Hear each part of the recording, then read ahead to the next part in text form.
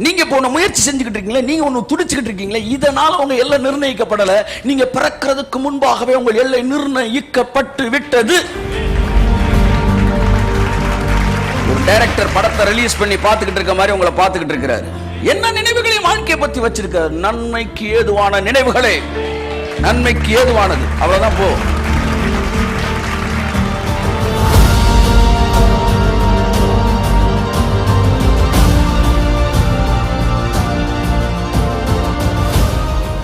நான் நன்மைக்கு ஏதுவா செய்றேன் நீ நம்புற. ஆனா வாழ்க்கையில் நடக்கிற சகலத்தையும், முக்கியமான வார்த்தை, சகலத்தையும் நான் நன்மைக்கு ஏதுவாய் செய்கிறேன் என்று நம்புகிறாயா? நீ ஒரு திட்டத்தை போட்ட உடனே நாங்க உடைஞ்சு போய் சொல்லுங்க அக்கா, இன்னும் அக்கான்னு வரீங்க அப்படின்னு வந்து விழுந்துருவோம் நினைச்சியா?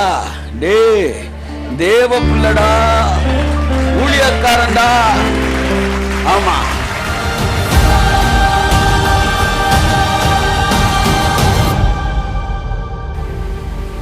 ஹல்லேலூயா. ரொம்ப சந்தோஷமாக தேவனுடைய பிரசன்னத்தில் அமர்ந்திருப்போம். This is day of celebration. Hallelujah. வாசிப்போம் யோசுவா 1ஆம் அதிகாரம் 4ஆம் வசனம். யோசுவா 1:4 வாசிப்போம். வனாந்தரமும் இந்த லீபனோனும் தொடங்கி ஐபிராத்து நதியான பெரிய நதி மட்டும் உள்ள ஏத்தேரின் தேசம் அனைத்தும் சூரியன் அஸ்தமிக்கிற திசையான பெரிய சமுத்திரம் வரைக்கும் உங்கள் எல்லையாய் இருக்கும். உங்கள் எல்லையாய் இருக்கும். கர்த்தர் இஸ்ரவேல் ஜனங்களுடைய எல்லையை சொல்றாரு. இதுதான்டா உன் எல்லைன்றாரு. ஹல்லேலூயா. இதுதான்டா எல்லை. இன்னும் அவன் போவே இல்லை, ஆனா சொல்லிட்டாரு இதுதான் எல்லைன்னு. அப்படின்னா என்ன அர்த்தம்?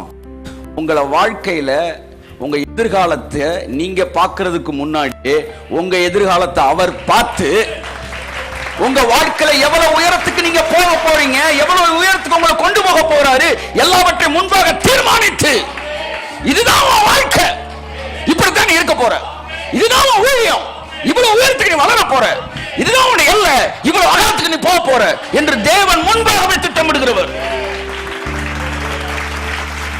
என்ன தைரியம் பாருங்க. அவன் இன்னும் நாட்டுக்குள்ளே போல இதுதான்டா இல்லைன்றாரு. ஐயா ஏதாச்சும் நடந்துருச்சுன்னா என்ன மீறி என்னடா நடக்கும், இதுதான் உன் எல்லை என்று உன் ஊழியத்திலே ஒரு எல்லையை தேவன் குறித்திருப்பார் என்றால், உன் உயரத்தை தேவன் நிர்மாணித்திருப்பார் என்றால், இந்த உலகம் முழுவதும் உனக்கு எதிராய் வந்து நின்றாலும் அந்த உயரத்தில் இருந்து ஒரு இன்ச்சு கூட குறைக்க முடியாது என்றேன். இதுதான் வாழ்க்கையில் ஆசீர்வாதம், இதுதான் உன்னுடைய ஐஸ்வர்யம் என்று தேவனுடைய பிராஸ்பரிட்டியை நிர்மாணித்திருந்தால், தீர்மானித்திருந்தால், திட்டமிட்டிருந்தால், நீ மட்டும் அதை புரிஞ்சுக்கிட்டீனா அவருக்கு நீ தான் வேணும். நீ அதை புரிஞ்சுக்கிட்டீனா, இத்தனை நான் சொல்றேன், இத்தனை மில்லியன் புரியுற பிராஸ்பரிட்டியில பேசுறேன், உன்னுடைய சொத்து நிர்மாணிச்சிருந்தாருன்னா இந்த உலகமே எதிர்த்து நின்னாலும், ரிசர்வ் பேங்க் எதிர்த்து நின்னாலும், பிரைம் மினிஸ்டர் எதிர்த்து நின்னாலும் உனக்கு வரப்போற சொத்துல ஒரு ரூபாய் கூட குறைக்க முடியாது. Not even one single penny. Kaiyathattu. ஆமென். நல்லா தட்டு. அப்ப என்னங்க, எல்லாமே பிளான்டு, ப்ரீ பிளான்டு. ஆமா ஆமா. படம் எடுத்து முடிச்சிட்டாரு.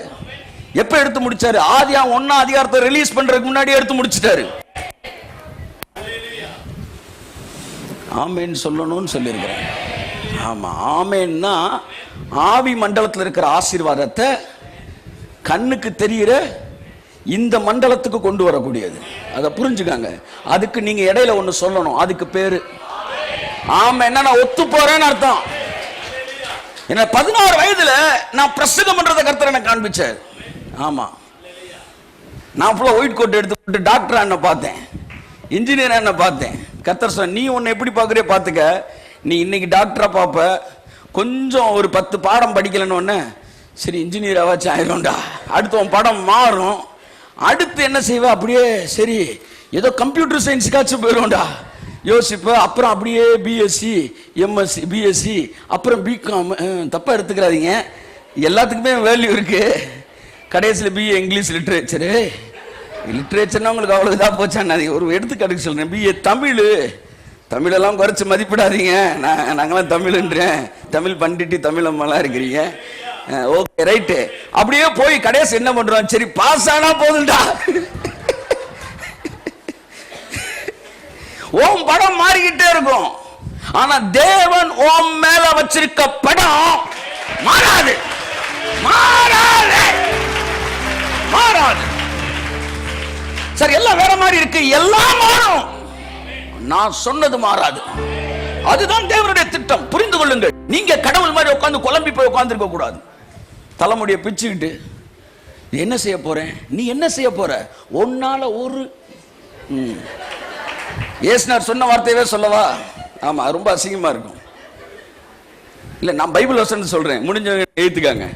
பைபிள் வசனம், முன்னால ஒரு மயிரை கூட இயேசு சொன்னாரு, ஒரு மயிரை கூட வெள்ளையாக்கவும் முடியாது, கருப்பாக்க முடியாது. ஐயா அப்படியே உட்காரு, அதுக்கு மேல யோசிக்காது. யோபு சொன்ன, ஐயா நான் அப்படியே உட்காருனாரு. அறிவில்லாமல் ஆலோசனை அந்தகாரப்படுத்துகிற இவன் யார்? Who is this? தயவுசெய்து ரொம்ப சிந்திக்காதீங்க, தலைமுடியெல்லாம் வெள்ளையா போயிடும். ஆமா, சிந்திக்க கூடாது.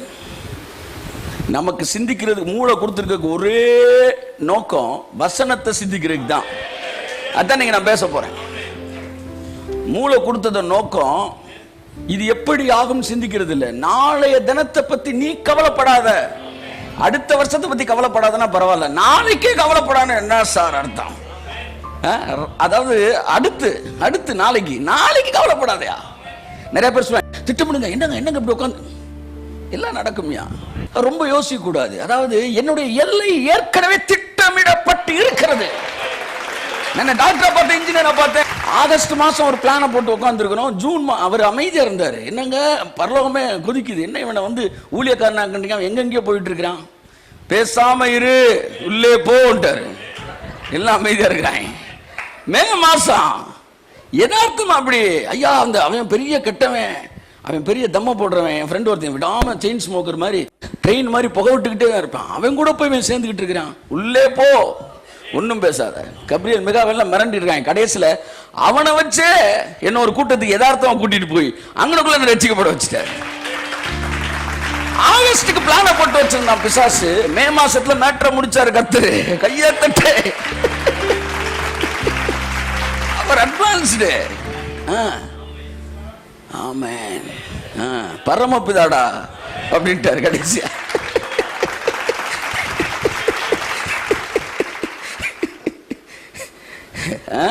நீ ஏதாச்சும் ஒரு திட்டத்தை போட்டோன்னா பயந்து போய் நடுங்கி குனிஞ்சு அப்படி நினைச்சியா?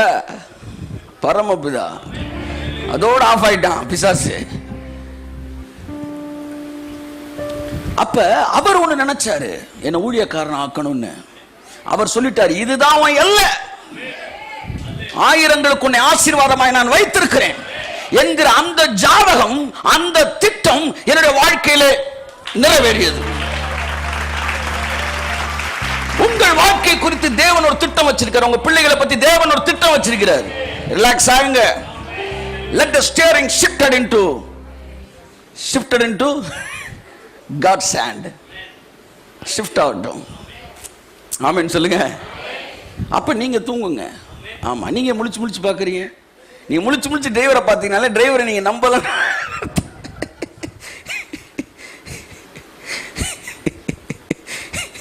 இடையில பாக்குறேன், நீ தூங்குறியாப்பா, தூங்கிறாதையா, நாங்க எல்லாரும் தூங்குற மாதிரி ஆகி போயிடும். நிறைய ஊழியம் வேற இருக்கு. அவர் கையை நீங்க கொடுத்துட்டீங்கன்னா நிம்மதியாருங்க. நீங்க போன முயற்சி செஞ்சுக்கிட்டு இருக்கீங்களா, நீங்க ஒண்ணு துடிச்சுக்கிட்டு இருக்கீங்களா, இதனால உங்க எல்லை நிர்ணயிக்கப்படல. நீங்க பிறக்கிறதுக்கு முன்பாகவே உங்கள் எல்லை நிர்ணயிக்கப்பட்டு விட்டது. அந்திகிறிஸ்து வருவான் சார். கடைசி நாள் ஆவியான ஊற்றப்படுவார் சார். இதெல்லாம் எப்ப எழுதினாரு? 2000 வருஷத்துக்கு முன்னாடியே, 3000 வருஷத்துக்கு முன்னாடி எழுதிட்டாரு.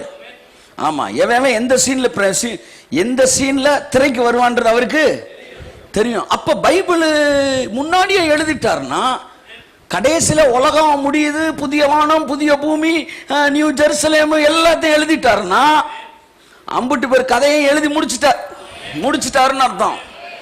முடிஞ்சதுதான் இப்ப ரிலீஸ் ஆகி ஓடிட்டு இருக்கு. அவர் இப்படி பார்த்துக்கிட்டே இருப்பாரு. அவர் சொல்லுவார், இப்ப பாரு அடுத்தாங்க வருவான் பாருன்னு. அவர் ஒரு டைரக்டர் படத்தை ரிலீஸ் பண்ணி பார்த்துக்கிட்டு இருக்க மாதிரி உங்களை பார்த்துக்கிட்டு இருக்கிறாரு. என்ன நினைவுகளை வாழ்க்கையை பத்தி வச்சிருக்காரு? நன்மைக்கு ஏதுவான நினைவுகளே, நன்மைக்கு ஏதுவானது. அவ்வளவுதான். போ, வரி வரியா சொல்ல முடியாது. என்ன சார் பிளான் பண்ணிருக்கேன்? எல்லாம் நல்லா தான் பிளான் பண்ணிருக்கேன். போ, அதோட போயிருங்க. கர்த்தர் நல்லதான் செய்வார். சகலத்தையும் நன்மைக்கு ஏதுவாக மாற்றுவார். நான் இன்னைக்கு கிளம்பும் போது கர்த்தர் கேட்டாரு, நீ இந்த வசனத்தை நம்புறியா? ஆமா ஆண்டவரே, நான் நம்புறேன். நீங்க நன்மைக்கு ஏதுவா தான் சகலத்தையும் செய்றீங்க. நான் நன்மைக்கு ஏதுவா செய்றேன், நீ நம்புற. ஆனா வாழ்க்கையில் நடக்கிற சகலத்தையும், முக்கியமான வார்த்தை, சகலத்தையும் நான் நன்மைக்கு ஏதுவாய் செய்கிறேன் என்று நம்புகிறாயா? நம்புகிறாயா? சகலத்தையும் சகலத்தையும் சகலத்தையும் சகலத்தையும் சகலத்தையும், நீ தோல்வி என்று நினைக்கிற சகலத்தையும், நீ வீழ்ச்சி என்று நினைக்கிற சகலத்தையும், நீ ஏமாற்றம் என்று நினைக்கிற சகலத்தையும் நன்மைக்கு ஏதுவாய் கர்த்தர் திட்டமிட்டு இருக்கிறார். Yes, every failure it turns into a success. ஒவ்வொன்றும் என் வாழ்க்கைக்குள்ள தேவன் அனுப்புற ஒவ்வொன்றும், என் வாழ்க்கைக்குள்ள எதிரிகள் அனுப்புற ஒவ்வொன்றும், என் வாழ்க்கைக்குள்ள பிசாசு அனுப்புற ஒவ்வொன்றும், சகலத்தையும் அவர் நன்மைக்கு ஏதுவாய் மாற்றிக்கொண்டே.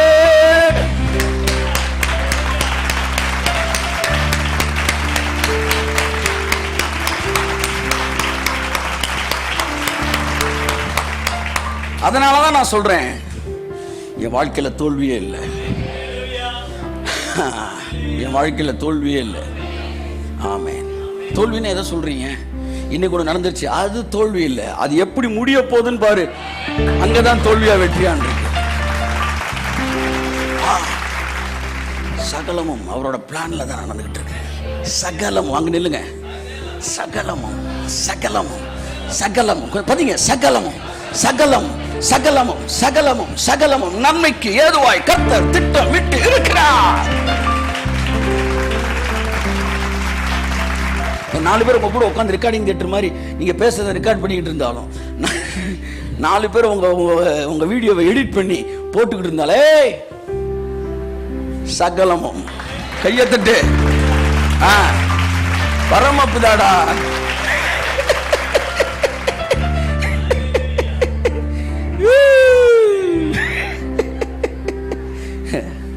உடனே நீ ஒரு திட்டத்தை போட்ட உடனே நாங்க அப்படியே உடைஞ்சு போய், நாங்க அப்படியே இடிஞ்சு போய், ஐயா அப்படி நினைச்சியா? தேவ பிள்ளடா.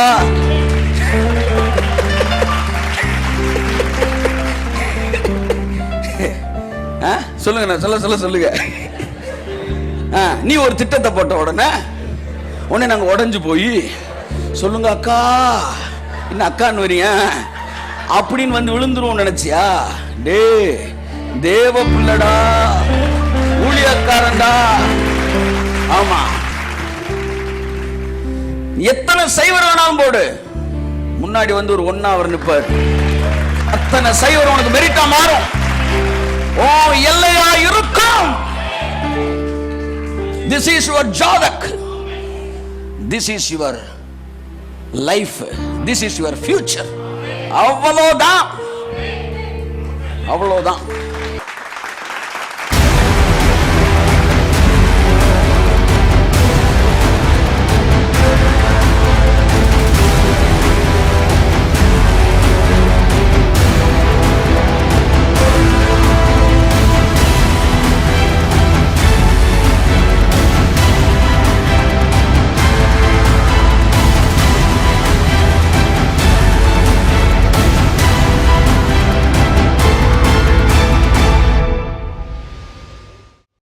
தினமும் ஒரு தியானம்.